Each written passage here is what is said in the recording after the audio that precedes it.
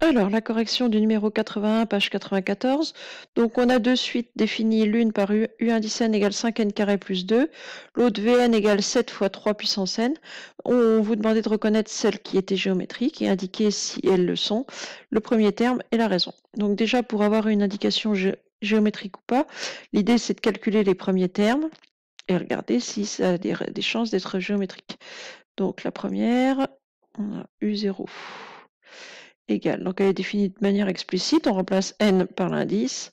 5 fois 0 au carré plus 2. 5 fois 0, 0. U0 vaut 2.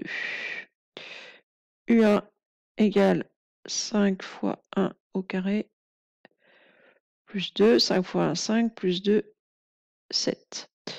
U2 égale 5 fois 2 au carré plus 2. 2 au carré, ça fait 4. 5 fois 4, 20 plus 2, 22.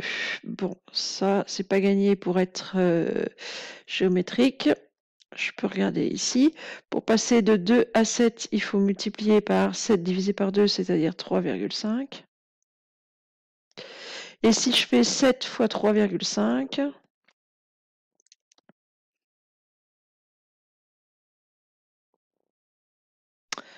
eh ben, ça fait 24,5. Ça fait pas 22. Donc la suite UN, elle n'est pas géométrique, ça c'est sûr. Donc UN n'est pas géométrique. Puisque j'ai pas de nombres qui me permettent de passer d'un terme à l'autre tout du long de ma suite par multiplication. Sinon, on fait 22 divisé par 7, vous ne trouverez pas 3,5 non plus, ça fait un peu plus de 3, mais ça ne fait pas 3,5. Alors, voilà pour la première. La deuxième.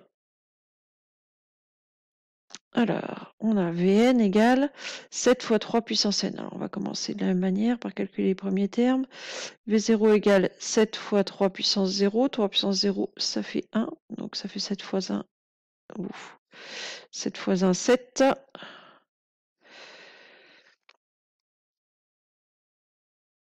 La deuxième, V1 égale 7 fois 3 puissance 1. 3 puissance 1, ça fait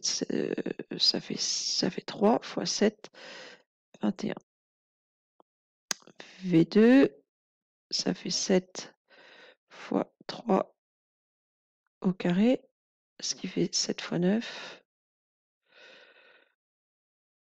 63. Alors, on a déjà 3 termes, on va déjà pouvoir regarder un petit peu ce qui se passe.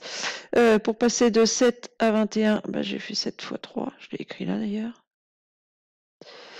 21 fois 3, eh ben, ça tombe bien, ça fait 63. Donc, a priori, celle-ci a l'air géométrique de raison 3. Bon, ben, il faut le prouver maintenant. Donc, pour le prouver, il faut montrer que V indice n plus 1 divisé par V indice n vaut ici a priori 3, puisque je veux que ma suite soit géométrique de raison 3. Alors, on va déjà exprimer rapidement V indice n plus 1. Alors, V indice n plus 1. Donc j'ai ici Vn, il vaut 7 fois 3 puissance n. Donc V indice n plus 1, je remplace le n qui est ici par un n plus 1. Donc le n qui est là va être aussi remplacé par un n plus 1. Donc ça fait 7 fois 3 puissance n plus 1.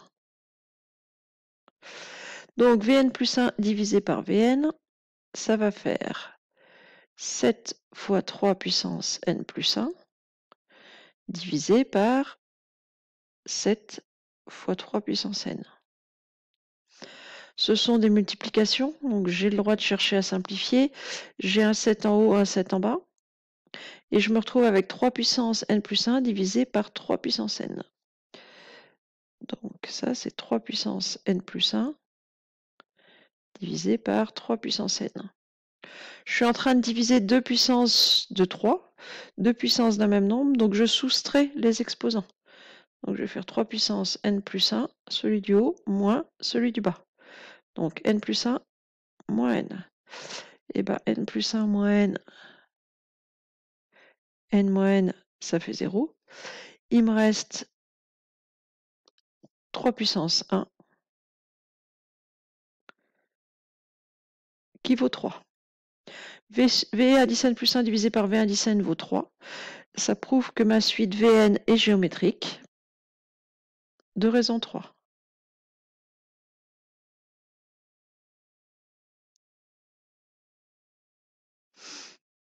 Et on a un V0 qui vaut 7.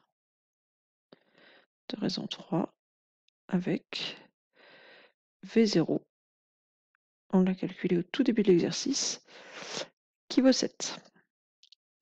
Voilà, c'est tout pour cet exercice.